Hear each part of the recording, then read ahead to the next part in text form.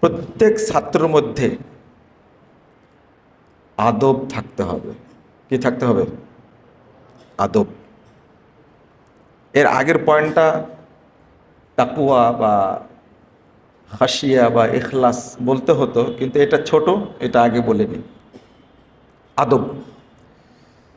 আমাদের এখন প্রতিষ্ঠান আধুনিক, শিক্ষা কারিকুলামগুলো আধুনিক, কিন্তু অধিকাংশ ছাত্র বা শিক্ষকের মধ্যে শিষ্টাচার বা কি নাই, ভদ্রতা, নম্রতা, এটা নেই। এখন যত সুন্দর পড়াশোনার পরিবেশ, আমাদের সময় কি ছিল? বা আমাদের যারা উস্তাদ তাদের সময় ছিল? এজন্য ইমাম মোহাম্মদ বিন সালেহ আল উসাইমিন রাহিমাহুল্লাহ বলছিলেন একটা কথা, যে তোমাদের মাঝে আর আমাদের মাঝে পার্থক্য এতটুকু, আমরা পড়েছি জামেতে আর তোমরা পড়ছো জামিয়াতে। তোমরা কি বুঝেছো? আমরা দার্স নিয়েছি মসজিদে আর তোমরা নিচ্ছ কোথায়? বিশ্ববিদ্যালয়। এতটুকুই পার্থক্য। কিন্তু এটা কথা ছোট, কিন্তু কোন জায়গায় ঠেকাই দিছে খেয়াল করেছো তোমরা? আমরা পড়েছি মসজিদে আর তোমরা পড়ছো বিশাল জামিয়াতে, ইউনিভার্সিটি। তো কি অর্জন করছো তোমরা? উদ্দেশ্য হলো এটা, কি অর্জন করলে তোমরা? এর কারণটা কি? আগে একজন ছাত্রের উস্তাদ ছিলেন, মানে স্বাভাবিক, তাকে কেউ চিনত না। কিন্তু এখনকার ছাত্রের কত উস্তাদ!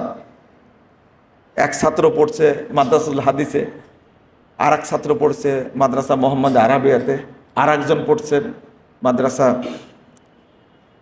দারুস সুন্নাহ, আর একজন পড়ছে দারুল হাদিস, তাই না? আমার আগে থেকেই অভ্যাস, আমার ছাত্রদেরকে জিজ্ঞেস করবা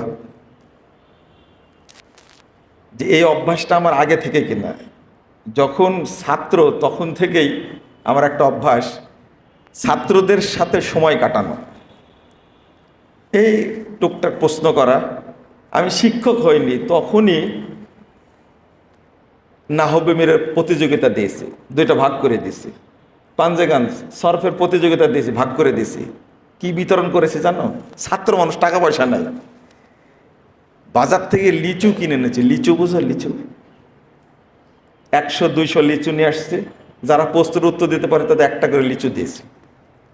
আর একটা হলে লজেন আর কয় টাকা দাম, এরকম। কলম দিয়েছি, খাতা দিয়েছি। তা আমার এই আগে থেকে অভ্যাস। গতদিনের প্রতিযোগিতায় আমি যে প্রশ্ন করেছি, তোমরা তো মনে করেছে যে আসলে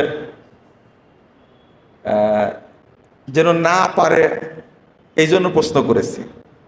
আর এই উল্লেখযোগ্য শ্রেষ্ঠ কয়েকটা মাদ্রাসার নাম বলেছি, কার শ্রেষ্ঠত্বের জন্য। কিন্তু পকেটে আমি কিন্তু টাকা নিয়েই প্রশ্নটা করেছি, যে উত্তর দিতে পারবে তাকে আমি টাকা দেব। এবং একবারে কড়কড়ের নোট, কিন্তু একবারে নতুন নোট 1000 টাকা। এই প্রোগ্রামের ইসলামী সাংস্কৃতিক প্রতিযোগিতা 2026-এর যিনি সভাপতি, শেখ আসলাম মাদানী, যিনি পিএইচডি করছেন এখন মদিনা বিশ্ববিদ্যালয়ে, আমি প্রশ্নের পরে যেহেতু উত্তর দিতে পারেনি, কিন্তু এটা তো আগেই নিয়াত করে সাদকা যেহেতু করে দিছি, টাকাটা ওনার হাতে দিয়ে দিছি সেদিনে। এরপরে একজন উত্তর দিতে পারলেন না, তোমরা ছিলেন না, মাশরুকের ছেলেটা, আমি কিন্তু তাকে আবার 1000 টাকা দিয়েছি। এটা আমার অভ্যাস।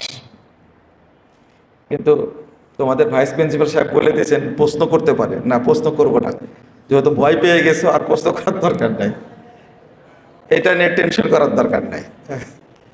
প্রশ্ন করলে হয় কি, এটা উৎসাহ বাড়ে। ওই ছেলেটা মরা পর্যন্ত মনে রাখবে যে এই প্রশ্ন করেছিলেন, উত্তর দিয়েছিলাম, অধ্যাপক ডক্টর আব্দুল্লাহ ফারুক সাহেব আমাকে 100 টাকা পুরস্কার দিয়েছিলেন।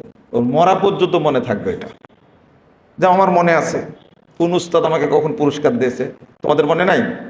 অবশ্যই মনে আছে।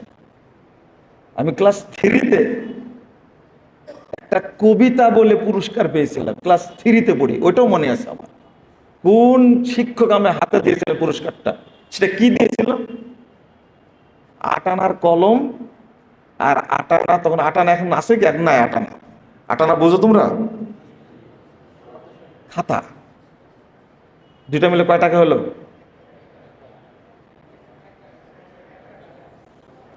কোন কবিতা পড়ে সেটাও মনে আছে আমার, ক্লাস 3-তে। এটা হলো ওটাকে কি করা, মানুষকে উৎসাহিত করা উদ্দেশ্য।